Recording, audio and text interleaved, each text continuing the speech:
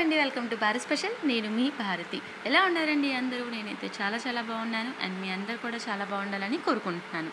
And ఈరోజు మన వీడియోలో అయితే స్పాంజ్ దోశ రెసిపీ అండి.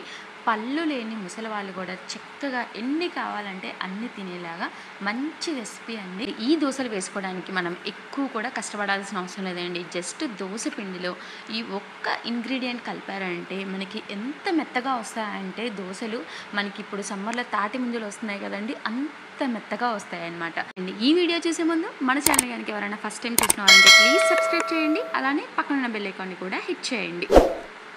ఫస్ట్ అయితే మనం ఇలాగా 1 కప్పు సాబుదానాన్ని నానబెట్టుకోవాలండి.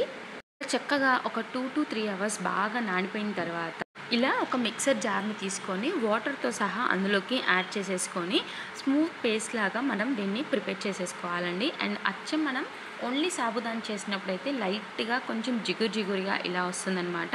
అండ్ ఇలాగా మనం ఈ కన్సిస్టెన్సీలోకి మనం ప్రిపేర్ చేసుకున్న తర్వాత ఇప్పుడు మనకి ఇలా దోశ బ్యాటర్ని తీసుకోవాలండి. అండ్ దోశ బ్యాటర్ని అయితే నేను 1 కప్పు మినపగుండ్లకి 3 కప్స్ రైస్ తీసుకొని ఇలా దోశ బ్యాటర్ని ప్రిపేర్ చేసుకున్నాను అండి. అండ్ మనం ప్రిపేర్ చేసుకున్న ఈ సగ్గుబియ్యం బ్యాటర్ని అండ్ అలానే దోశ బ్యాటర్ని ఇలా రెండింటిని కలిపి కూడా ఒక్కసారి జస్ట్ ఒక పల్స్ ఇచ్చేసేసి అంటే మిక్సీని జస్ట్ ఒక్కసారి అలా ఆన్ ఆఫ్ చేసేస్తే చక్కగా మనకి ఇలాగా స్మూత్ బ్యాటర్ లాగా ప్రిపేర్ అవుతుందండి.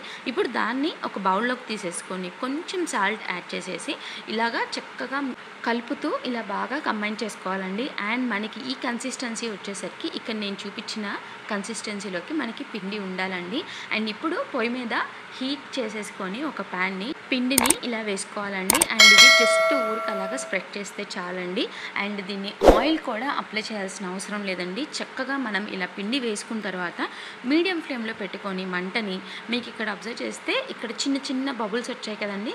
సో మనకి ఇలా కుక్ అయినప్పుడు ఇలా చిన్న బబుల్స్ వస్తాయి అన్నమాట. ఇప్పుడు మనం దోశని ఇంకో వైపుకి తిప్పేసుకొని ఒక 2 నుంచి 3 నిమిషాల పాటు కుక్ చేసుకుందామంటే చక్కగా అతుక్కోకుండా ఆయిల్ లేకపోయినా కూడా ఎంత మెత్తగా ఉంటాయంటే అంత మెత్తగా వచ్చేస్తాయండి. సో ఇలాగా మనం ఎన్ని కావాలంటే అన్ని చక్కగా ఆయిల్ లేకుండానే ప్రిపేర్ చేసేసుకోవచ్చండి. ఇప్పుడు దీన్ని చట్నీతో అండ్ అలానే కొంచెం కారపొడితో సర్వ్ చేసుకున్నామంటే అసలు టేస్ట్ అయితే అమోఘంగా ఉందండి. నేను చెప్తున్నాను కాదు, మీరు ట్రై చేసి చూడండి. ఎంత బాగున్నాయంటే అంత బాగున్నాయి. ఈ రెసిపీ మీకు నచ్చితే ప్లీజ్ లైక్ చేయడం మాత్రం అస్సలు మర్చిపోకండి. అలానే మన ఛానల్ కనుక ఎవరైనా ఫస్ట్ టైం చూస్తున్నారంటే ప్లీజ్ సబ్స్క్రైబ్ చేయండి. Thank you for watching. Signing off మీ భారతి.